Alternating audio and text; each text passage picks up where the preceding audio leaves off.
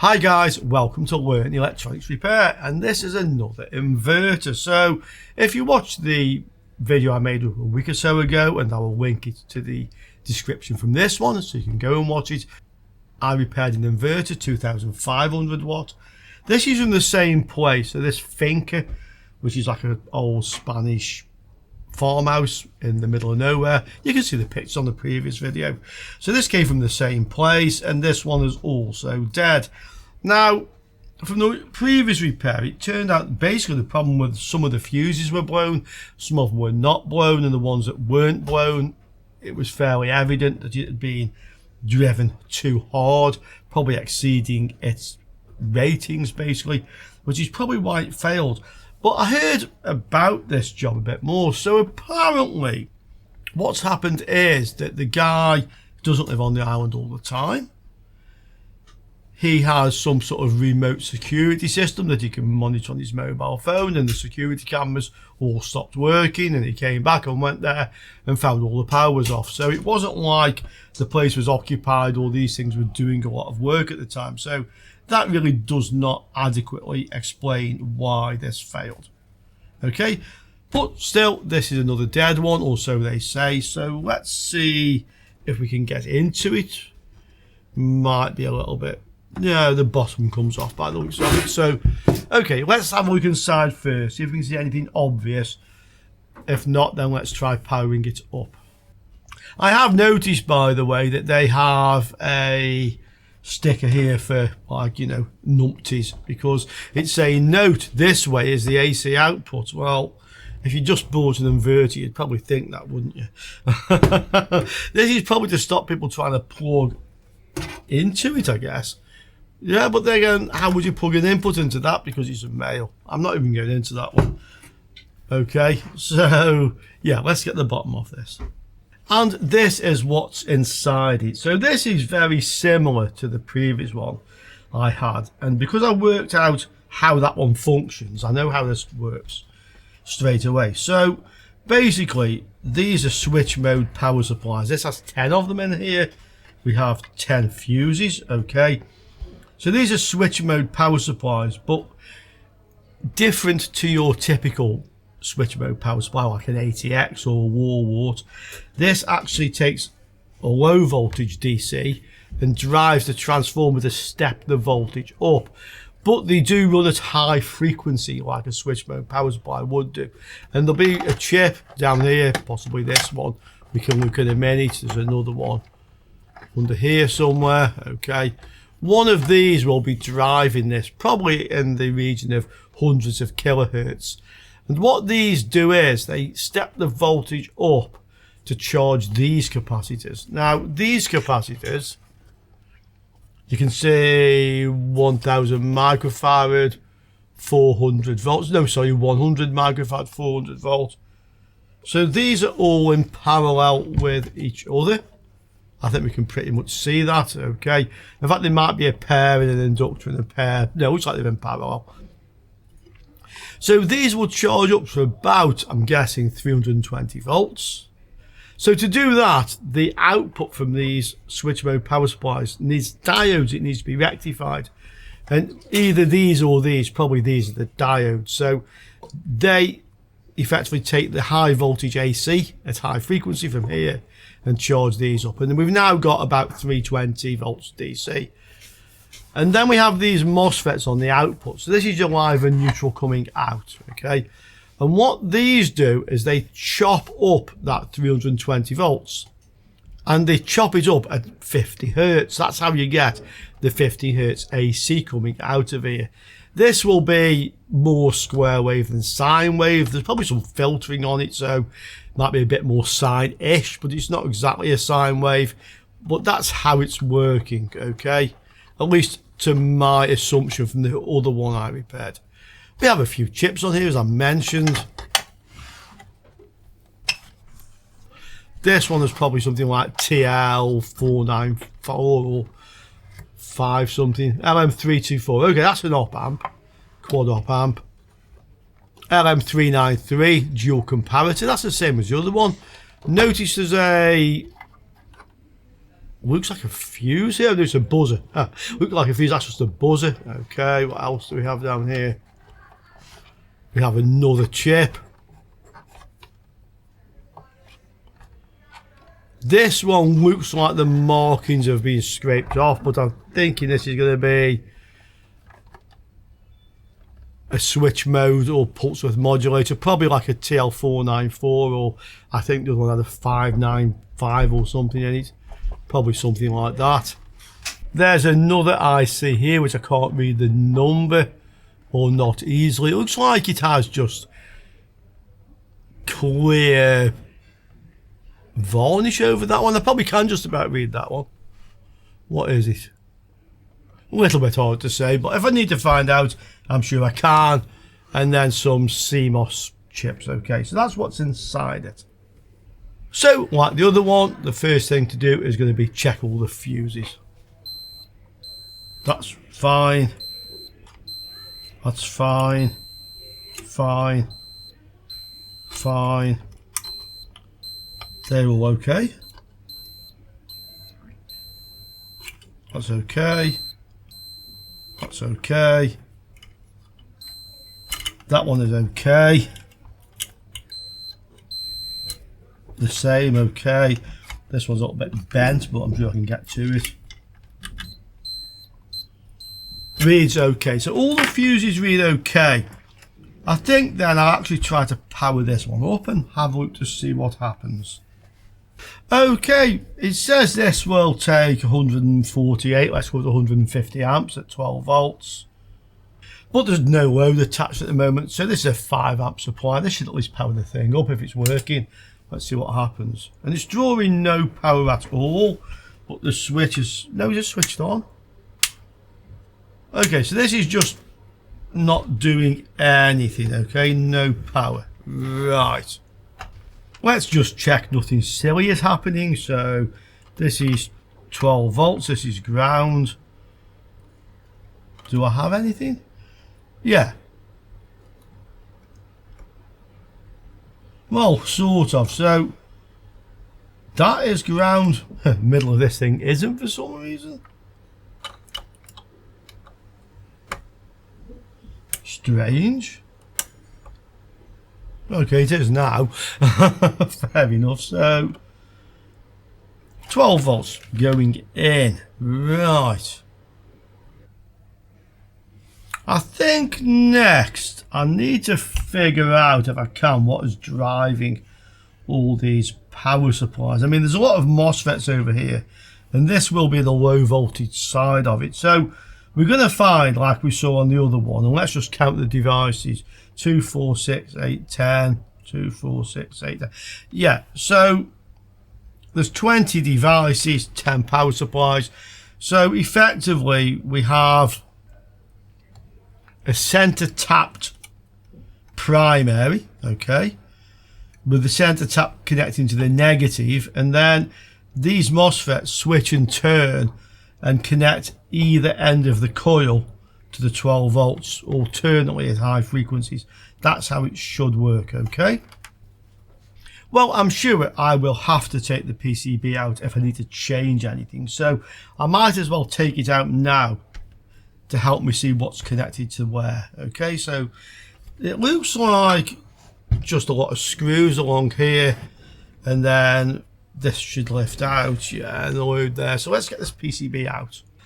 Okay guys, so this basically just slides out, but when I say just slides out, that isn't really the case, because you have to move all these devices a little bit forward away from the heatsink thing behind and the insulating things, because you just kind of like stuck themselves in place, probably just with heat over hours and hours.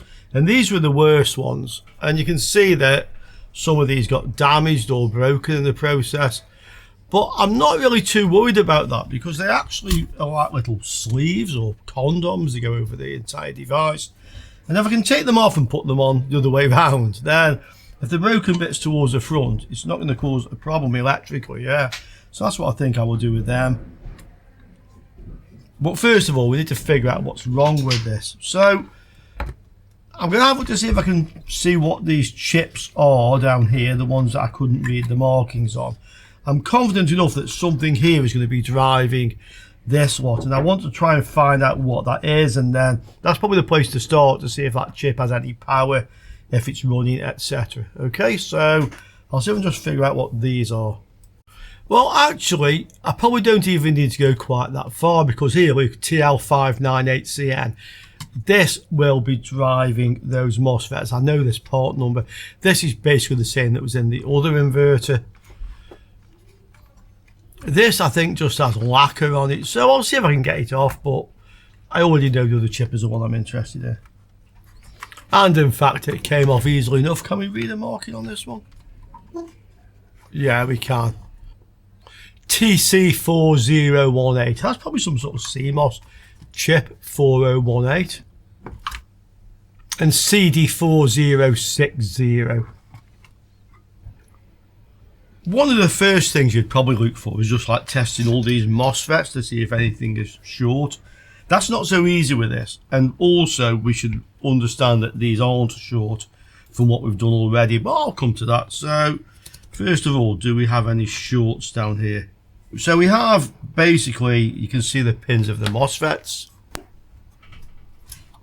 here, and in fact if we just tip it up you can more clearly see. So this will be the gate at the left hand side, and then we have the drain and the source. Okay, probably drain and source, usually in that order, they don't have to be. So if we measure between the drain and source, you'll see that we have a short. It looks like a short, but it isn't. Look, it's climbing up, yeah, and that's because we have a lot of capacitors on the input. That's in diode mode. Let's just go into continuity. You'll see the same thing. So this is in ohms continuity. Again, yeah, let's go on again, we see. So now we don't see a short, and that's because the capacitor have got some charge. But if I go the other way, it looks like a short. Yeah, that really looks like a short, yeah. But it isn't, look. Took some time, yeah. And the reason for that basically is that we have so many capacitors across here. I'll draw the circuit, it'll make more sense to you. I mentioned that we already know we don't have a short, and the reason we already know we don't have a short is because when we connect the power to my power supply, it doesn't go to current limit, yeah. So I'll just draw this out, and then we'll have to measure some voltages and figure out what's going on, because looking for shorts isn't going to help us in this instance.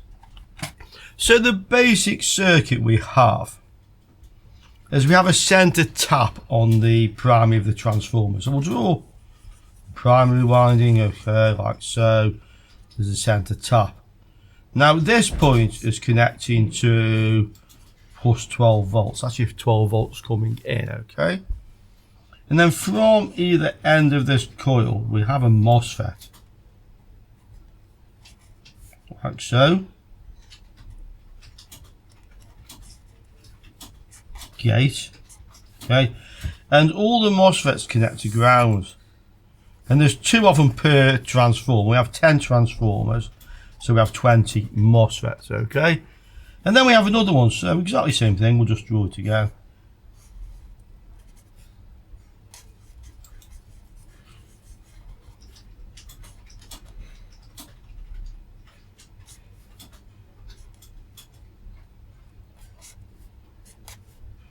Okay, and this is ground, or 0 volts. Now, as well as all of these, 10 of those, and obviously 12 volts is 12 volts connected together, we have here, this is your input, so this is where those big thick wires go, the red and black. And we have here, I'll just draw a couple of very big ones, but in actual fact we have lots and lots of capacitors. So when I'm measuring on any of the MOSFETs, doesn't matter which one, from here to here in continuity mode,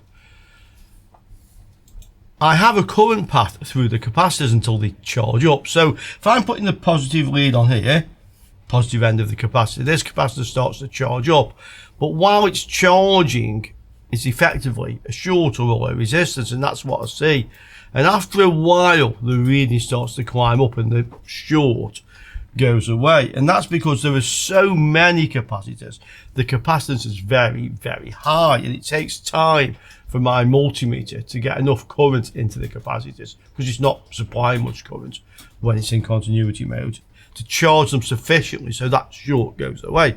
And if I then reverse the wire, so we put plus here and minus here, I'm now reverse biased on the capacitor, but bear in mind the multimeter is giving a very low voltage. That's not going to bother the capacitor. What it has to do now is discharge in the direction it was charged, this end positive, till it becomes discharged. Then it has to charge the other way, so this end is now positive, and that takes even longer. So that's why I'm seeing what looks like a short which eventually goes away. And the other issue is that these effectively are all in parallel with each other, all 20 MOSFETs, because each pair has a primary of a transformer, which to DC is just like a short. So it doesn't matter where I measure on which one, I'm always going to see the same thing, the effect of these capacitors charging and discharging. But this actually tells us something quite important. So because the capacitors are charging and discharging, although it takes some seconds to do so, that actually means that there are no shorts. Because if one of these MOSFETs somewhere was short, then the capacitor would never charge. So effectively, it would be continuous, that short. So the only reason this is going to fool you is if you're not holding the meter probes on long enough to understand that it's just capacitors charging. If you go on, oh, short, I've got a short somewhere, oh, it's everywhere, I'll have to unsolder them all, and then when you do, you'll find out they're not short. Yeah, so then you'll be scratching your head, and eventually you might work it out. So this is something important to understand and remember when you're working in these type of circuits, and why you can't just see to have a short, although as I've explained in a roundabout way, you are seeing if you don't have a short. Okay, so this is where the 12 volts comes in. This is the ground terminal, the black wire. These are the fuses, so we can see here's a fuse, and so on. So these are all the fuses, and the other side, the fuse goes into the transformer winding, and that comes down to here. So that's what we basically have. I think one end of the winding is actually there, that one. Difficult to say without actually taking the transformer out, because everything reads short, basically, as you can see. So let's just connect the power again. So we'd expect to find 12 volts here, and we should have 12 volts going down into our MOSFETs. Okay, and we can also have it to see what is on the gate of each one. So power on. I saw it drew like 120 milliamps for a moment and then nothing. That was probably just charging up all those capacitors.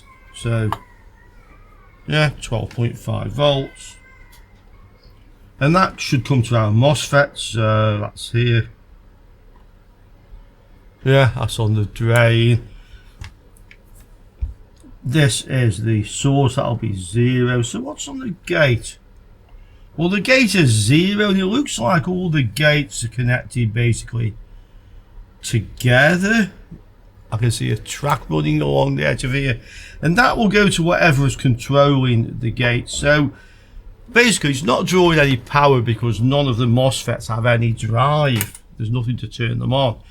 So we need to go back to see where that is, and from what we were looking before, we already know it's the TL595. So let's have a look at that chip. Also, we can see if we switch this power supply off, does that go away effectively? Does it discharge? Well, I've unplugged the wire and it's very slowly discharging, so I'm actually connected across the red and black wires coming in. So this is those large capacitors, so they're holding voltage for quite some time, which also tells us there's no current draw on here, otherwise they would discharge much quicker. And here is the data sheet. We can see this is exactly what we thought it was going to be, or at least I did, and I hope you guys playing along also thought the same. So error amplifiers, this will be for stabilization of voltage, that sort of thing, maybe for something to do with current sense, but we can soon look to see. Output control, okay. Capacitor resistor for timing, I can see. VCC and VC, and then there's two outputs, out 1 and out 2. So these can be set to run alternately, basically, which is what we would want, because it looks like we're switching both ends of a center tapped transformer, and we want to switch them alternately. Little functional block diagram.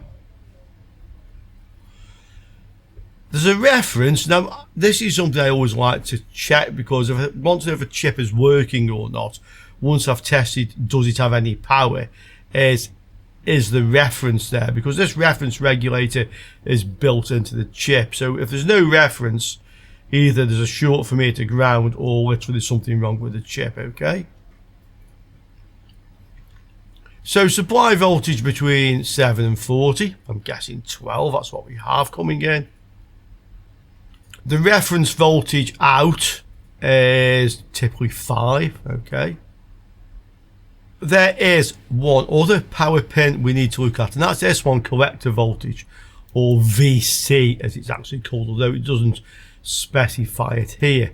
So VC, you can see here, look, that's the voltage to the collector. So these are the output devices, okay?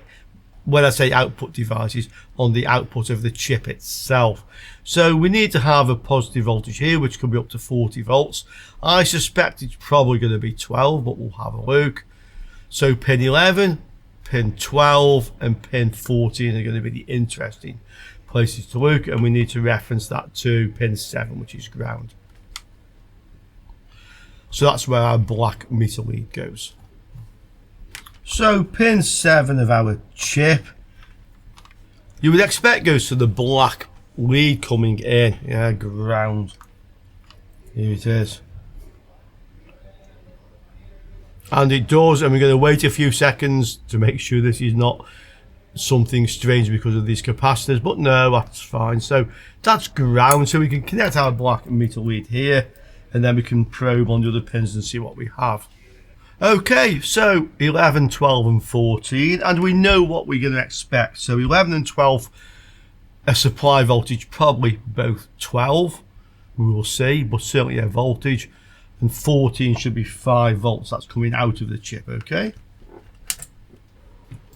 So 9, 10, 11, nothing.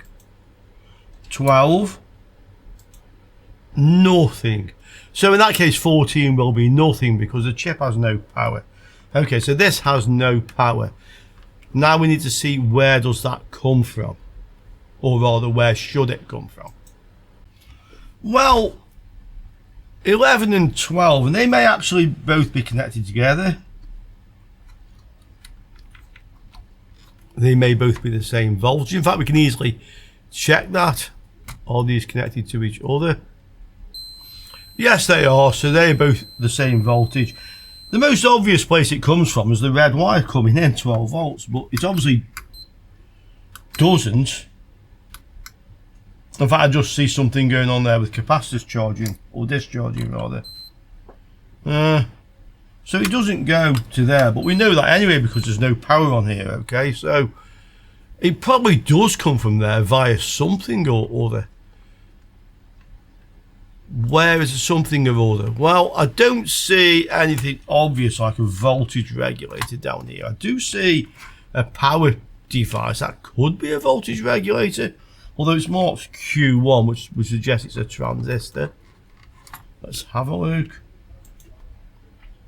MOSFET IRF 9234N. It could come via that. It could be used as a voltage regulator, so that's a good place to look for some voltage, I would say. So power back up again. Let's have a look there. Nothing. A little bit. Well, almost nothing. Okay, so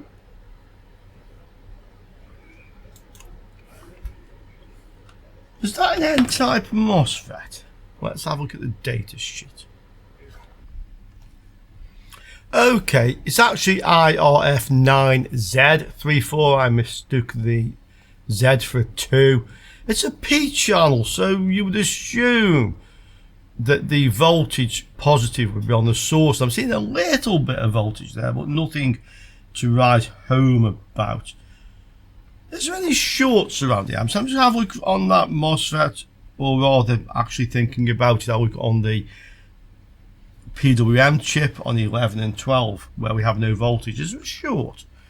I'm thinking probably not, and the reason probably not is because the thing's drawing no power at all from the power supply, from what I can see. But let's have a look. Okay, so pin 11, well, we know it connects to 12 as well. There's no short there. Okay, it's reading quite a lowish resistance, but no, actually it's in the mega ohms. I've just switched these from diode. Let's see what it actually is. Again, there's going to be some capacitors in the circuit, which is going to make this not particularly easy, I think. Yeah, somewhere in the kilo ohms. Okay, so no short. From this MOSFET source, also no short. But there's a definite lack of voltage in this area of the circuit. Let me see if I can figure out where that actually goes to. Guys, I've had a bit of a poke around this, not randomly, in some sort of sensible way, I hope you think. So, we know 11 and 12 connect to each other, and this is the power for this chip, okay? This one is a LM324, so the positive power on here is on one of the middle pins. I think it's that side. And we have power there, okay? This rail also goes down here, but this is a 20k resistor, so the power's not coming through there. It's also powering this chip though, so this is powered from the same place. So this one isn't powered from this rail. And that may be relevant in the moment. So, okay, that one isn't. This one, I think, is, let's see, is it this pin or is it an op amp of some sort? Not on that side. So that's also powered from somewhere else. But where this does connect to, and it goes, by the way, to capacitor here, as you might expect, and a couple of capacitors, but it goes to here. And this is the drain of this MOSFET that has no power on it. And the source, which would be the input, has a very low voltage on it. So that is regulating this power rail. I suspect that these two chips are probably, let's have a look, coming from the 12 volts in directly. Let's see, so... well, that definitely goes actually through a resistance. That's a capacitor charging.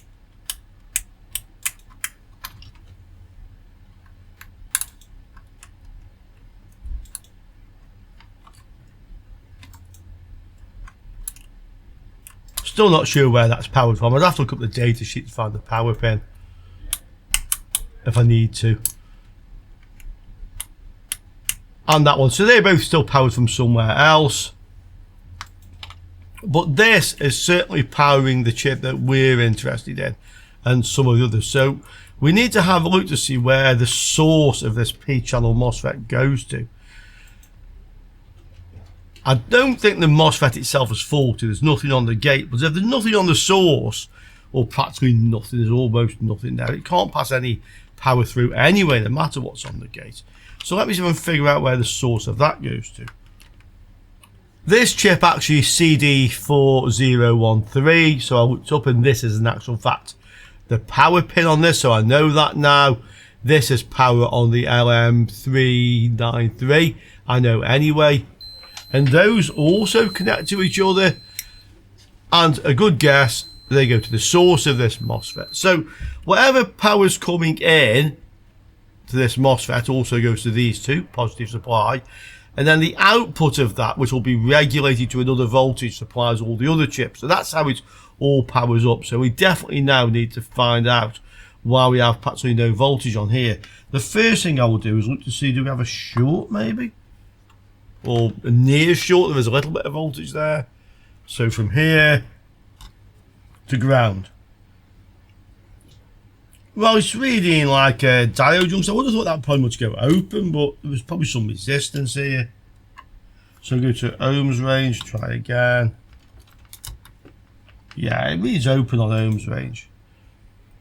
But what we do though is it doesn't go here, so this is 12 volts coming in.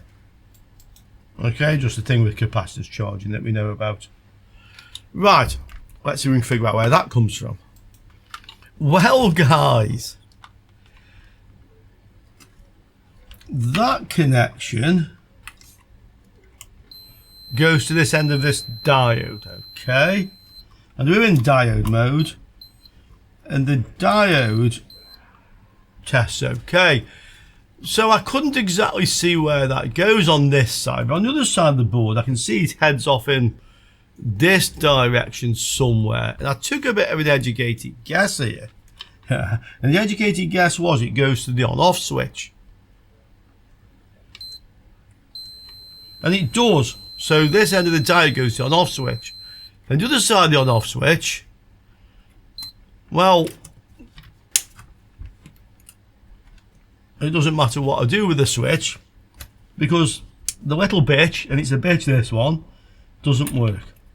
Bad switch. Yeah. Look at that. Yeah. So that's why this isn't working as far as I can see, because the on-off switch is no good. The on-off switch is no good. Huh. If I tested that in the first place, of course, you're going to say, Rich, why didn't you test the on-off switch? Because it's an obvious thing to do. Well, because there was power coming into this, I didn't really give much thought to it. I didn't give much thought to it. But you can see from the thin wires on the on-off switch, it doesn't actually power the whole circuit, yeah? Like, nothing. Okay. There's the problem, or at least one of them. Okay.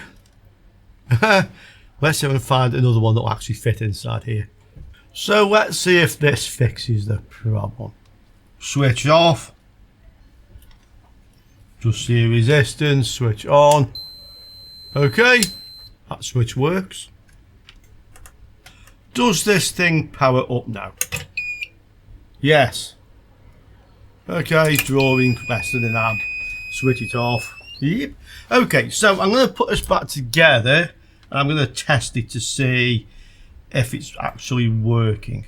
I know I'm only running a low load, but I want these things, you know, against the heat sinks as they should be. And to be honest, the fault I found was so conclusive, I have no reason to suspect there's going to be anything else wrong with this. Okay. I've put this back together, just haven't put the lid on yet. So I just want to make sure that I don't have any connection from the tabs to the actual to the chassis, and you thought I did, but I don't, because capacitor charging, because this is ground basically. Okay, same from this side, nothing there, and then from these ones, so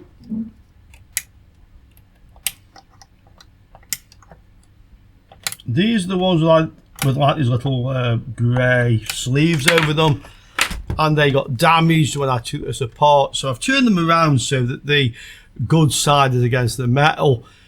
This clip really only presses against the plastic part of the device anyway, so I don't see how that like a bit of damage there and there would cause a short, but I've checked and there isn't one. So let's just power this up again and see what it does. I have my 10 amp power supply because it's going to draw more power, not initially, but when I put a load on. So I'm going to use a light bulb like I did with the previous one. I mean by that the previous inverter I repaired, okay, for the same customer. There we see the front of the inverter, we can see the power supply. Okay, well, it powers up, it says normal. It's drawing about 0.7 of an amp, 7.5 watts. No doubt that's just complaining about voltage. Let's try with a load, okay?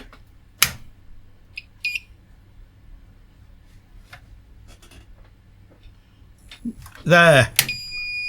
Okay, I thought it wasn't going to come on, it did. Okay, so you saw that took a little while. Now, this circuit I was talking about, the MOSFET, which I thought was some sort of regulator for these chips, I looked initially for a schematic for this. I didn't find one, but I did find an owner's manual, and it mentioned that this has soft start, and I think that's what that's actually doing. So we know that when the 12 volts is on, when the switch works, that some of the chips around here, there's an op amp and a few other things, comparator, have voltage supply, and then the other chips, including the pulse width modulator, are supplied via that MOSFET. And I'm fairly confident what's happening here is that it powers up this circuit, and there's a timer which gives it a few seconds, and then it switches the MOSFET on, and that's the soft start. So I think that pretty much tells us what that MOSFET there also does. Okay, so did I make a pig's ear of that one, or did I do a good diagnostic job on it? Well, down there, guys, but I'm pleased to say the thing is working. Hope you enjoyed that, and I'll see you all soon on Learn Electronics Repair. Ciao for now, guys.